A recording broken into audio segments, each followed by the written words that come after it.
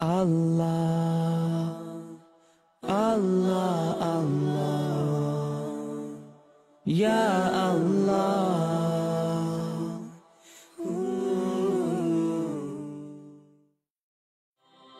লাইফে আপনি কাউকে এভাবে ভালোবেসেছেন যে তার কথাই কম বেশি সবসময় চিন্তা করেন?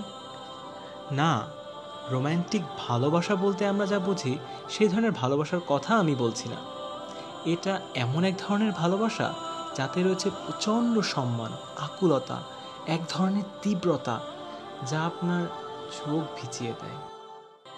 আমার মনে হয় মাইকেল জ্যাকসনের ফ্যানরা ব্যাপারটা ভালো বুঝবে। যখন সে স্টেজে পারফর্ম করত, সবাই ভীষণ আবেগে কান্নায় ফেটে পড়ত। মনে হয় যেন এই হোল সি অফ টিয়ার্স। উত্তেজনায় অনেকে বেহুশও হয়ে যেত। আর কোনো ক্রমে কেউ যদি তাকে একটু জড়িয়ে ধরার সুযোগ পেত, সে তাকে আঁকড়েই ধরে থাকত। ফুটবল ফ্যানরাও ব্যাপারটা ভালো বুঝবে। তার ফেভারিট প্লেয়ারকে একটু ছুঁয়ে দেয়া, জড়িয়ে ধরা যেন জীবনের সবচেয়ে দামি মুহূর্ত তাদের জন্য। কি স্ট্রেঞ্জ একটা লাভ, যার কারণে তারা অদ্ভুত সব কাজ করে বসে। তাদের জার্সি পরে, এমনকি তাদের মতো হেয়ার কাটও দেয়। কিন্তু এই সব এক্সাম্পলে কিছু একটা মিসিং।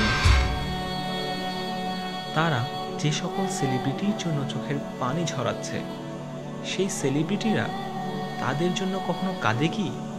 মনে হয় না। আর এই ব্যাপারটা সেই ফ্যানরাও অস্বীকার করতে পারবে না।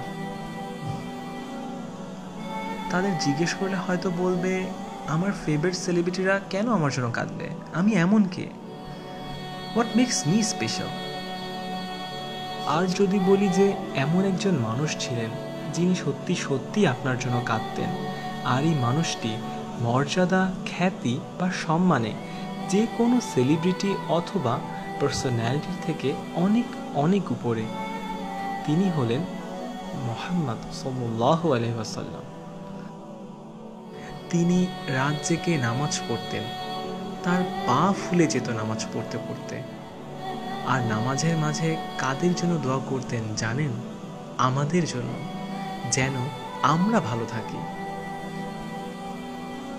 আর এই কথা ভেবেই তার চোখ ভিজে আসতো যে তারপরে আরো অসংখ্য মানুষ আসবে যারা তাকে দেখেনি, তবুও তাকে বিশ্বাস করবে, তার দেখানো পথে চলবে।